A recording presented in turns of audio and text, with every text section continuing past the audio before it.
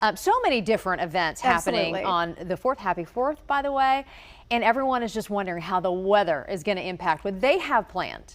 Ooh, and that's a big question Yeah. because fireworks obviously outside, all the festivities Yes. outside, and you look off in the sky and it looks a bit dark out there, but not everyone will be seeing storms. That's something to keep in mind. Most of this rain, most of these storms, they're going to be in central Oklahoma and they're going to be slowly diving towards the south. So northern Oklahoma, even the north side of the metro, you're good for right now at least. Let's zoom in closer to what we're looking at here. Again, two sort of areas I'm watching. And one's going to be ahead of a cold front that's going to be from Chickasha, Ninnekah, just to the south of Norman, pushing up towards Shawnee and Seminole. And then the second area, more so right along that cold front, and that'll be right along I-40. Notice how these storms, they're pretty isolated and they're popping up, but there's a lot of heavy rain in them. Biggest threat for this evening really is going to be some pretty strong gusty winds. You may hear the term downburst every now and then that we say. That's going to be the threat here as these storms start to die down. They could push out winds up to around 60, 70 miles an hour. I haven't seen that yet. I've mainly only seen winds with these storms up to around 30 to 40. This severe thunderstorm warning is going to be allowed to expire, but these storms still are strong. For those of you on the east side of Anadarko, this storm moving towards Chickasha, this Ninnekah towards Alex storm, pushing towards Kreiner, Dibble, and towards I-35, Lexington, Slaughterville.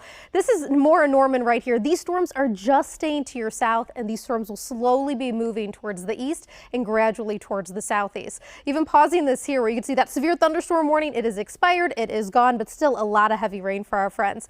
Then we're zooming in closer towards the west. El Reno, some rain trying to head towards you. Right now, Yukon is dry. We are quiet there, but isolated storms from Calumet, Hinton, back towards Clinton, Weatherford, Burns Flat, and then also towards Sayre. So there are a few areas that I'm watching here as this cold front dives down towards the south. I want to show you what that severe threat is. There is a level 2 slight risk, and that's mainly just because we could be seeing some of those strong winds. The thing is with this, the threat continues and these storms continue as we go throughout the rest of this evening till after sunset.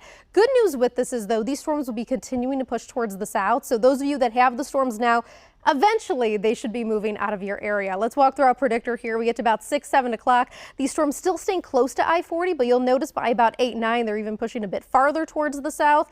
And I know by about 9, 10 o'clock, that's when a lot of fireworks are starting to go off. And we'll see more of those storms and rain staying to the south of Norman, but closer towards Pauls Valley, also closer towards Ada and McAllister. By 10, 11 o'clock, that severe threat is dwindling down, but our friends in eastern Oklahoma do get some of those storms that move in. So rain chances for at least the OKC area. If you're on the southern or western side, you have a better chance of seeing that rain over the next few hours.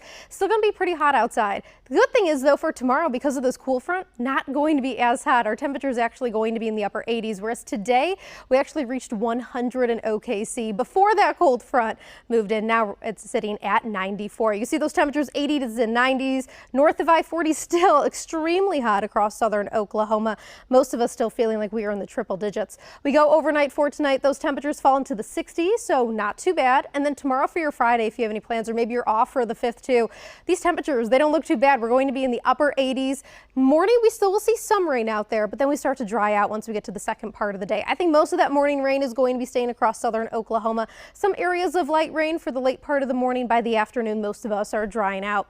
And temperatures, most of us are going to be in the upper 80s, maybe reaching 90. It'll be hard to get there though, which will be really nice relief from the heat because we even look at the hourly heat index. You can see we're not even getting close to the triple digits. So this is going to be some nice, I think, needed relief from the heat, especially as we continue throughout the 4th of July weekend here. Not going to be hot too for a few days. So we'll be staying in the low 90s for your Saturday dry. Rain chances though do start to come back into the picture for your Sunday and also into next week. But those temperatures, a lot of 80s. And you're up to date with the latest First Alert forecast.